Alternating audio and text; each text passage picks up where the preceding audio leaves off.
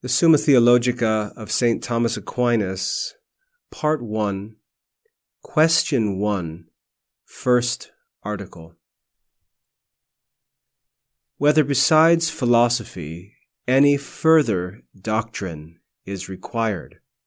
Whether besides philosophy any further doctrine is required. Objection 1. It seems that besides philosophical science, we have no need of any further knowledge. For man should not seek to know what is above reason. Seek not the things that are too high for thee. Ecclesiasticus 3:22. But whatever is not above reason is fully treated of in philosophical science. Therefore, any other knowledge besides philosophical science is superfluous. Objection 2. Further, knowledge can be concerned only with being, for nothing can be known save what is true, and all that is true. But everything that is treated of in philosophical science, even God himself. So that there is a part of philosophy called theology, or the divine science, as Aristotle has approved in Metaphysics, Book 6.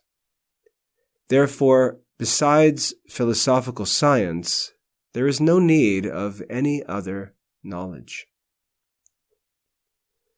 On the contrary, it is written in 2 Timothy 3:16, all Scripture, inspired of God, is profitable to teach, to reprove, to correct, to instruct in justice. Now, Scripture, inspired of God, is no part of philosophical science, which has been built up by human reason. Therefore, it is useful that besides philosophical science, there should be other knowledge, that is, inspired of God.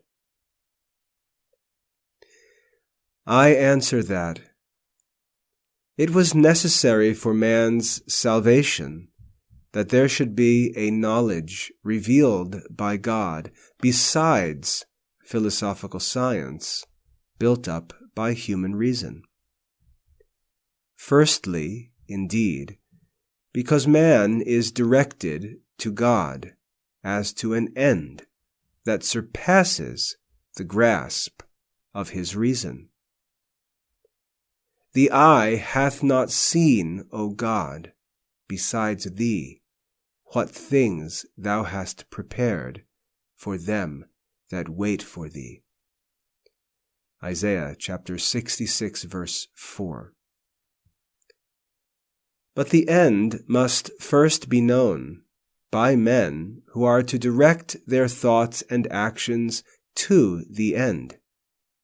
Hence it was necessary for the salvation of man that certain truths which exceed human reason should be made known to him by divine revelation, even as regards those truths about God which human reason could have discovered. It was necessary that man should be taught by a divine revelation, because the truth about God, such as reason could discover, would only be known by a few, and that after a long time, and with the admixture of many errors. Whereas man's whole salvation, which is in God, depends upon the knowledge of this truth. Therefore, in order that the salvation of men might be brought about more fitly and more surely, it was necessary that they should be taught divine truths by divine revelation. It was therefore necessary that besides philosophical science built up by reason, there should be a sacred science learned through revelation. Reply to Objection 1. Although those things which are beyond man's knowledge may not be sought for by man through his reason, nevertheless, once they are revealed by God, they must be accepted by faith. Hence, the sacred text continues, "For many things are shown to thee above the understanding of men." Ecclesiasticus 3:25. And in this, the sacred science consists. Reply to Objection 2. Sciences are differentiated according to the various means through which knowledge is obtained.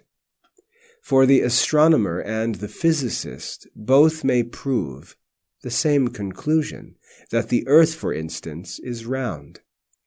The astronomer by means of mathematics, that is, abstracting from matter, but the physicist by means of matter itself.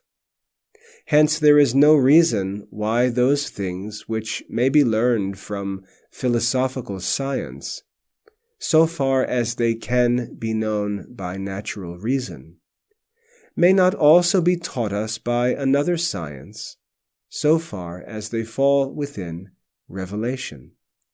Hence, theology included in sacred doctrine differs in kind from that theology which is part of philosophy. This is Article 1 of Question 1 of the first part of the Summa Theologica, read by William Michael of the Classical Liberal Arts Academy.